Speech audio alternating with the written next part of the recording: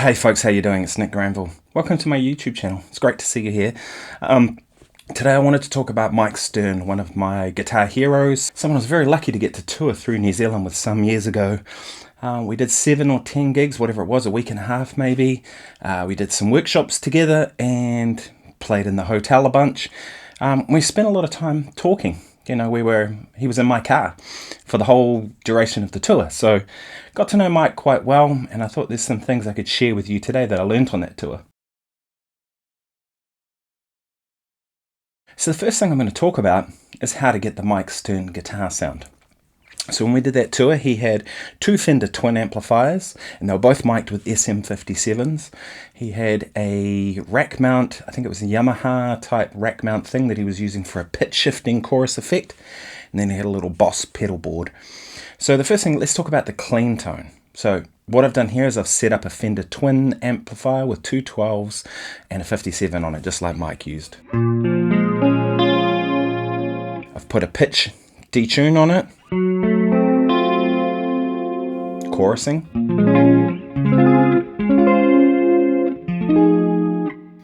And the other thing I used was a DD3 Boss pedal. And here's just a little bit of that and a little bit of reverb.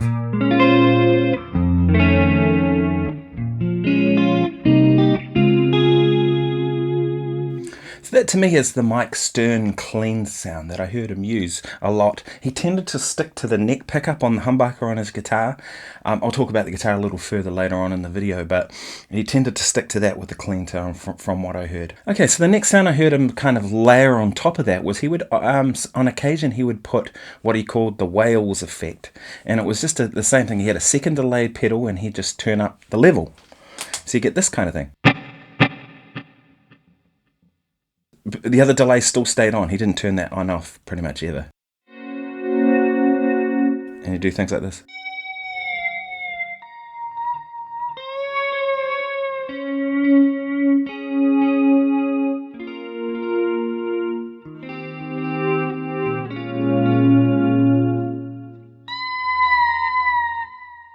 So you can see why he called it the Wales sound, right?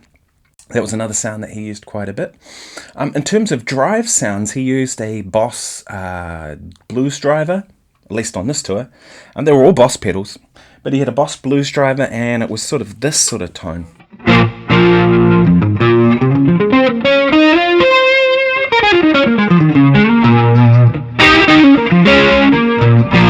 Wasn't like crazy heavy, it was just like a little bit of break up to it. So it sort of added this dimension to his playing. And again, the chorus stayed on. The chorusing effects kind of sounds stayed on. And then his lead tone was a Boss DS1. Now, with this preset, I tried a DS1 and I just hated it. I don't like that pedal. So I've kind of done the same thing, but with a Sir Riot to try and get it. And the thing with his heavy overdrive sound is it's quite abrasive. It's not a smooth sound, it's quite aggressive and a bit of fizz on it, and so this was as close as I could get to it.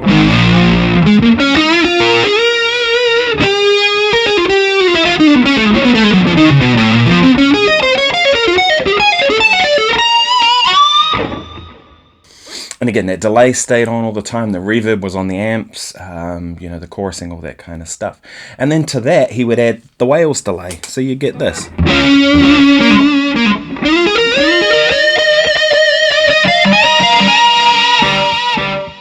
And he would use that at a time when like the solo was hitting it's like its highest point. He would kick in those extra delays and just kind of it became like this craziness. So that was it.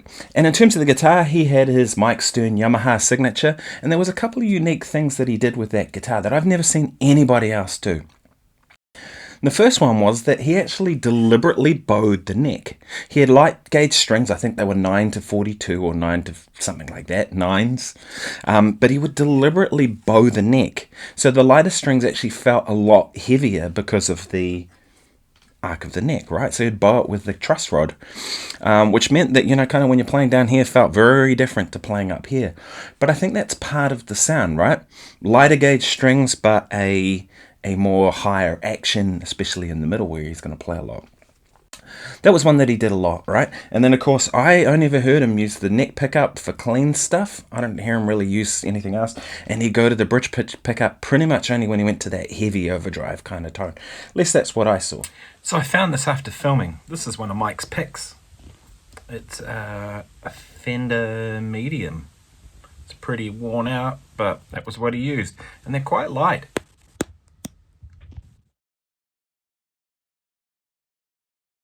So this is something that I saw Mike doing quite a bit when it came to like riffs, right? And he would play a riff like the Chromosome riff and go.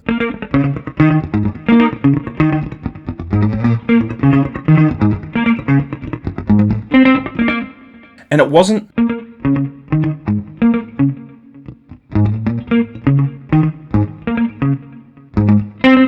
He did this thing which I called scratching, where it was kind of like this going in between.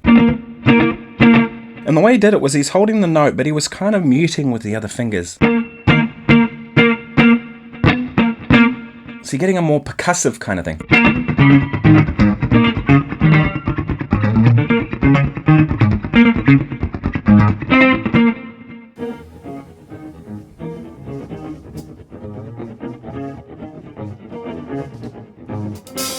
I heard him doing that quite a bit on a lot of things that he would do, and it became this it sort of has this rhythm drive about it. It's fantastic. So I call that the scratching effect. Another thing that Mike did quite a bit was he would, when he would play lines, he'd pick every note. You know, it was a little different than, say, someone like John Schofield, who was a more legato type player. So Sco would go.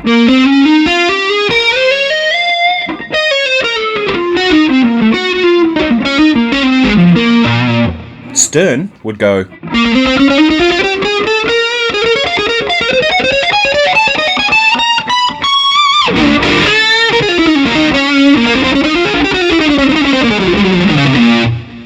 And he would really pick every note. Now, he did do some legato stuff, of course, when he wanted that kind of effect. But I think generally with his lines, it was picking every note.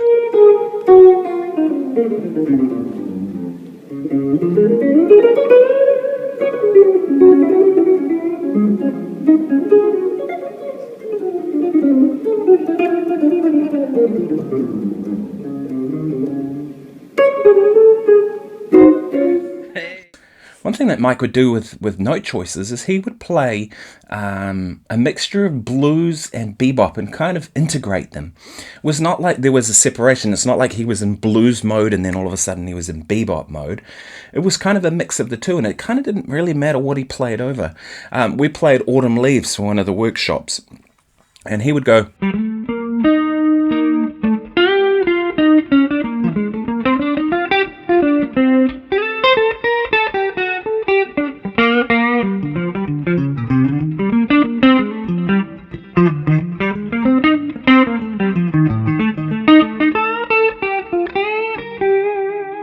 And he would do things like this, where it was like this mix of bebop and blues, and it was very fluid.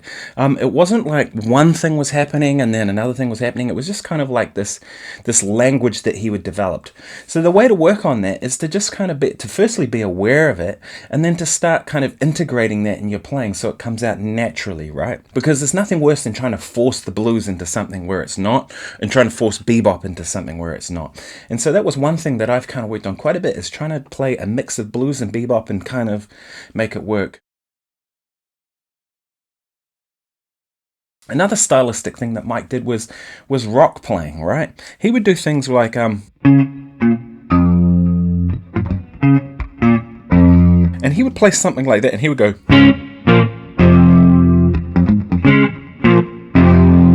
He actually used power chords quite a bit on those gigs, which I was surprised about, because you would I think of power chords as belonging in rock music.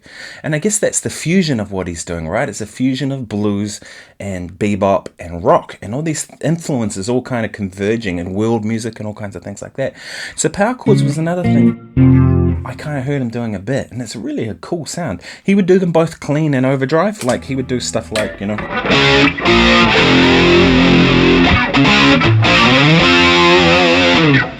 Yeah, but he would also do the same thing. He would use them clean as well. So I think power chords were a part of Mike Stern's playing for sure. Another rhythm thing that I heard Mike doing quite a bit was he would often go to the sixth of a chord, and you'll hear it in chromazone when he comps behind the saxophone solo.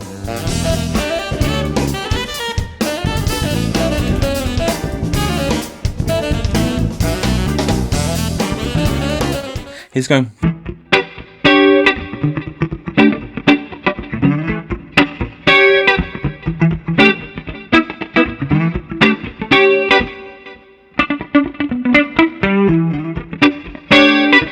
And it's that thing, it's almost like a James Brown type thing, isn't it? It's like E minor 11 and then add the 6th in, or the 13th if you want to think of it that way. It really is probably the 13th in that instance.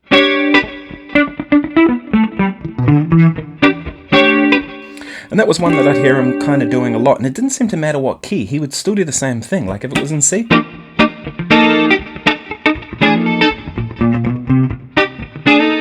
He had a really great way of comping, and it's interesting because, you know, so much focus goes on his lead playing, but man, that guy's rhythm is ridiculous. Miles Davis used to call him Fat Time, apparently. He said that it was because he was overweight and that he was overweight and Miles loved his time feel, right? And that's the thing, like the way Mike plays rhythm is just ridiculously good. And it's an interesting kind of rhythm concept. It's not, I didn't hear him really sit back at the beat, almost never. But I also, conversely, never really heard him play ahead of the beat. It was always right on it, on top of it.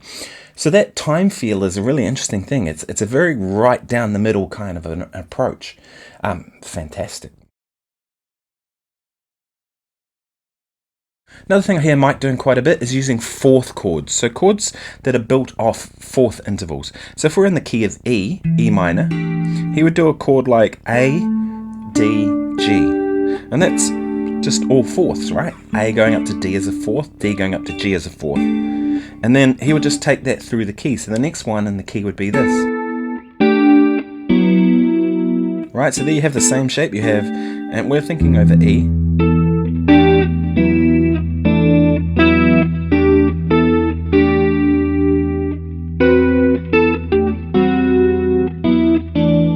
I heard him using that kind of stuff a lot. Like that was a big part of how he would approach chords. Probably more often than I heard him playing chords like that. It'd be a chord like that.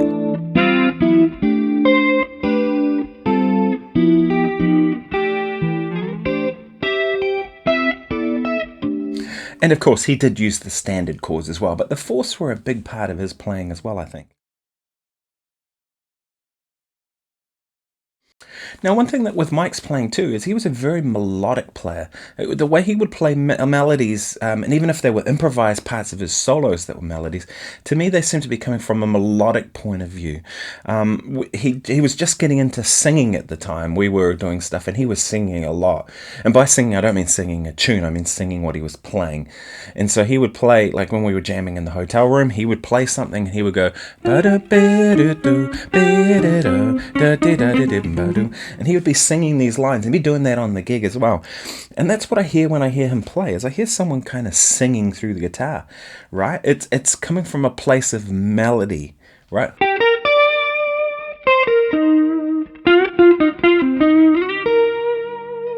Something like that to me was like a guy kind of singing through the instrument. And that's what I got the impression he was going for.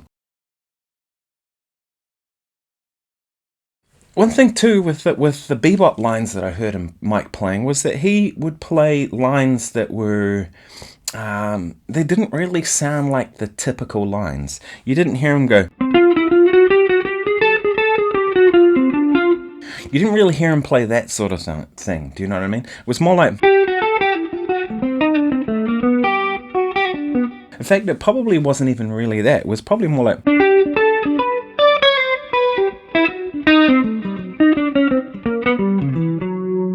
You know, something very modern kind of in its approach. Probably more akin to someone like Michael Brecker than akin to someone like Charlie Parker. Like he was really going for a modern approach to lines.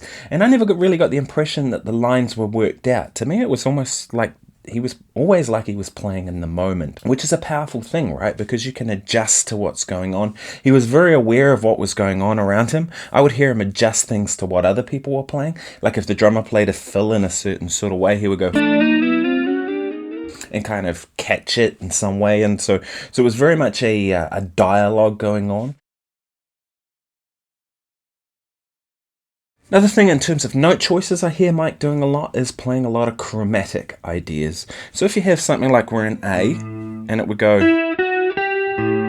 within the scale, so he would do something like, and there's really only one note different than there from the regular Dorian scale, right? E being the 5th, F sharp being the 6th, G being the flat 7, right? So we have 1, the root, but then 5, 6, flat 7, right? And he would just put in the raised 5th as well. So it's chromatic, but it's like from a logical point of view. And another one, right? Still in A Dorian. We'll put the B flat in as well.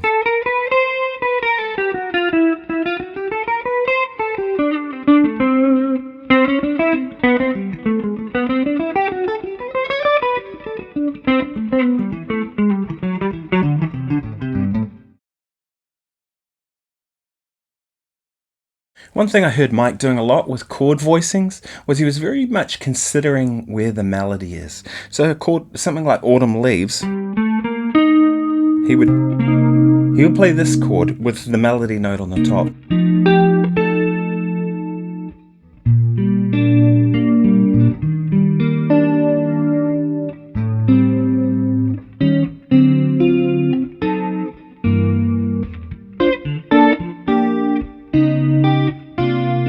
So he was always seeming to be considering the melody note and often putting it on the top of chords and things, and like trying to support that melody note, whatever it might be, in a very musical way. And that was something that I really appreciated.